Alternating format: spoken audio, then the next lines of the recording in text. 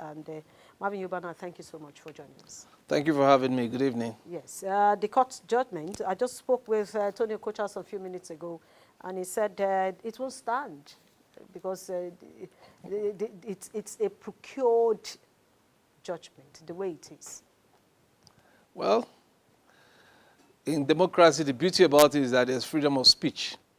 So I'm not joining words with anybody. We've learned one thing, that there are three arms of government. We have the executive, we have the legislative arm of government, and the judiciary. So every arm is independent. So like we say, and the common men say, that the judiciary is the last hope for the common man. You see, the very fact that many people do a wrong thing doesn't actually make that thing right. That is something that is very clear in African culture. And we know that the impunity in which these lawless lawmakers in the River State House of Assembly has demonstrated their disdain for democratic values and their outright disrespect for the judiciary is unacceptable. Okay. And every right-thinking human being, Yes. not even if you're not from River State, you should be able to condemn such actions. Where there's a subsisting court order and some factional members that have been suspended will go to the Hallowed Chambers and to the assembly complex, even in any hall, to hold proceedings against the order of the court. The order that the court gave today is an interim order that will last for just 7 days. Yes. And it's not a judgment. No, it's not a judgment. Yes. You see, the thing is that what the judiciary tries to do is to ensure there's peace and harmony, fairness, equity, and justice always. It tries to uphold the law at every given. And when it sees a situation degenerating to anarchy or lawlessness, the judiciary has to act, and that is what is timely. So what the judiciary did today under Right Honorable the Justice M.W. Danagogo confirms that this other party, led by the last known speaker, Right Honorable Edison here, and as I speak today, the authentic speaker of the River State House of Assembly, by the order of the court, shows clearly that this other group has respected the law, and they did not take any further steps based on the rulings that were given before. So now that we have members that have been suspended, that have been parading themselves, and the authentic speaker and his members, so we can now start seeing democracy working, even if it's for 7 days. But let us have sanity for 7 days. Okay, but let's look at it this way. Yeah. How many are the members with Edison? You see, if you talk about numbers, the law is very clear. Once you are suspended, those numbers don't count any longer. What forms a quorum is the total number of those who are qualified to sit at that given time and who are present. That's what forms a quorum. That is the law. So what becomes of a House of Assembly where 31 members and 27 suspended? What will become of the House? Look, just 4 persons let remaining. us refer to the Constitution. The Constitution in sections 109(1), if you can allow me, it says a member of the House of Assembly shall vacate he/her a seat in the House if, let's go to G, subsection G. It says, being a person whose election to the House of Assembly was sponsored by a political party, he becomes a member of another political party before the expiration of the period for which that House was elected. The second paragraph says, provided that his membership of the later political party that he now joins is not as a result of division in the political party. Let us take note, there is no division in the political party in Rivers State as PDP. There is no division. Now, these persons have left their office, and the law, the Constitution gives clear mandate. So it behoves now on the Right Honorable Edison Ehie to do the needful. What's the needful? To declare their seats vacant. 27. Already. Yes. So can 4 persons deliberate on legislative matters? Definitely. If you have 4 sane persons and 27 insane persons, what do you do? And the law is very clear. I am a law-abiding citizen of this country. I must abide to the law. If the law comes tomorrow and says, no, Edison, you are no longer the speaker, I will abide to it. That is the law. As we speak now, That is the law. It's substantive. The order, You vacate that order. The order is just for 7 days. It doesn't matter even if it's for 1 hour.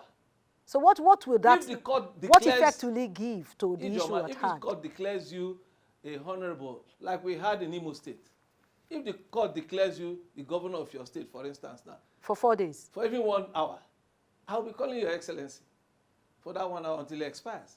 That is the law. You must respect the law. You understand? So why are we saying all these things? The judiciary has tried to see how they could balance this whole thing and try to create a sane environment in Rivers State. The president, in his magnanimity, came out, clearly called the governor, called the honorable minister for FCT, and other gladiators that shield your swords. I want Rivers State to be peaceful. Right now, I am serious about ensuring that the economy of Nigeria works. Work with me. Let's maintain the peace. Let Nigeria be able to generate its fair share from Rivers State, like it used to be. Create the enabling environment for peace and development to take place in the state, so that the oil majors and other people can also do this business, and we can increase our production, help in the securing of pipeline and so on. The Minister for Defense, the Chief of Army Staff and all, they went to Port Harcourt and all these places to partner with the governor to ensure that the pipelines are secured. But we are here, as those lawmakers are there, creating confusion and chaos in the state, trying to make Rivers State ungovernable. Is it just? The governor has respected the orders of Mr. President and has told that line of peace. He has never made any derogatory statement against the person of the Minister of FCT. Not to my knowledge.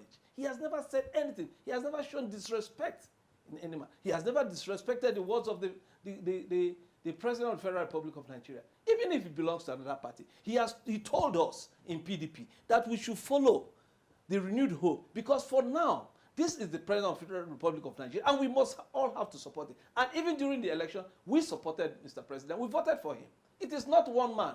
In Obiakwa, they lost. Until the whole, we had to protest in INEC. For 1 month, we were protesting in Rivers State because of losing Obiakwa and some other local governments, Ikwere local government. I won in my local government. I'm from Kana. So what are we talking about? So one man cannot come and claim that he is the person that did everything for Mr. President. We are tired of all these lies. So there should be some sanity in the state. And that is what the court has done. It is lawful, it is justified, it is backed up by the Constitution of the Federal Republic of Nigeria. And I expect that since the process of recalling these lawmakers have started in their various constituencies, that the INEC should do the right thing and ensure that they support the process of recalling them. And I told my APC brother that was here earlier, I don't envy him. He's inheriting a baggage that is a very, very bad baggage. But by the time he opens it, he finds out that it's empty. He will also understand. He is a hard-working politician. He has worked very hard for Mr. President. I acknowledge that. But inheriting chaos is not the best thing. I think for all the parties, peace is what we want in Rivers State. So all the warring parties could come together. All we demand is respect for the office of the governor and Mr. President. That's all we demand. All right. All the parties can come together. Whatever the political issues are, it can be resolved as a party, as an internal party issue, or as a legislative and executive issue, or as a minister of FCT and the executive governor of Rivers State. They can sit down. And this is what I expect from the elders of Rivers State to do. Community elders, traditional elders, religious leaders and all that, to come together and call all these parties. And the president has tried this best. We don't need to be causing chaos for him. All right. Let's quickly take a look at the order coming from the court. If we can see that court papers now, they have gotten this order to extend up to for another 1 week, isn't it? Yeah. For 7 days. So we'll be watching what plays out. Well, but I didn't hear where he said Edison is the Speaker of the House. I didn't see that in that. If you look at the order, it's clear that Edison Ehie, all right, went to court as the Speaker of Rivers State House of Assembly after they had suspended the other members for attempting to impeach. Okay, this is just an interpretation to the order that is given. No, he went to court as the Speaker. and But got an order. the same order is stopping the two sides. Yes, from taking further steps. Because Yes. this order is clearly showing that some persons had taken side, granting the faction that was barred access to the complex, to the assembly complex. So the order has stopped them clearly from carrying out that illegal act. You understand? It has stopped them. There is no order stopping Edison himself from parading himself as the speaker. Yes. What they went to court in Abuja, they went to court to get an order for them to be able to, according to what they said, for them to be able to sit in their grant them access, and that the job of the Legislative House Assembly should not be moved to the National Assembly, and one other like that. But if that is the case, you know, I keep asking this question. It's affecting governance in the state. It is definitely affecting governance. Because I saw the governor yesterday with the 2024 budget. His executive passed it, and it's supposed to go to the State Assembly.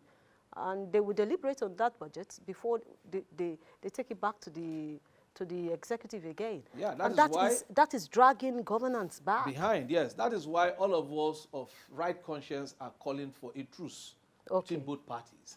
That these lawmakers should respect the law, come together if there are any political issues, because we don't see any issue. They have not mentioned one reason why they intended to attempted to impeach the governor. If there are any issues on the table, put it on the table. You said your subvention has not been passed. You have not received money since October. Why don't you discuss it? The speaker has unfettered access to the governor of the state. All the assembly members have unfettered access. Governor Wike-Fubara is not somebody that is high-headed. If any journalist wants to see him, you see him right away as long as he's available.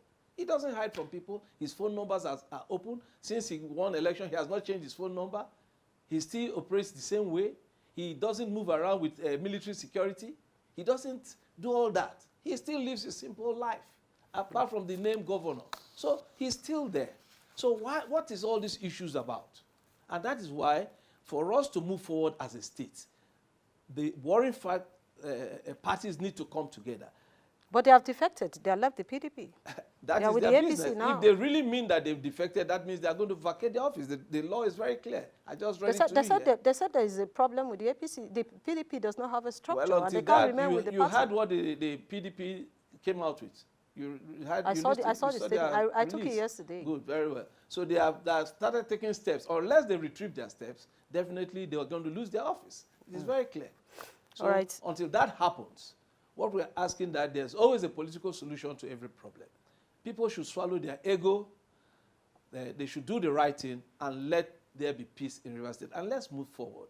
Okay. Rivers State has been known for development. We've not been known for all this crisis since very far long. This thing happened lastly 2014, 15. That was when we got all this type of thing before. And we've not seen it for that long up till now. All right. So please and please, I appeal to Mr. President to still extend that hand of fellowship and that fatherliness he has shown in calling back the parties and let them resolve this matter peacefully. Thank you so much, Marvin Yubana. We appreciate you for coming on the show. Thank you. Thank you. Let's quickly take one or two messages before we go. Emperor Obaji is sending his message on X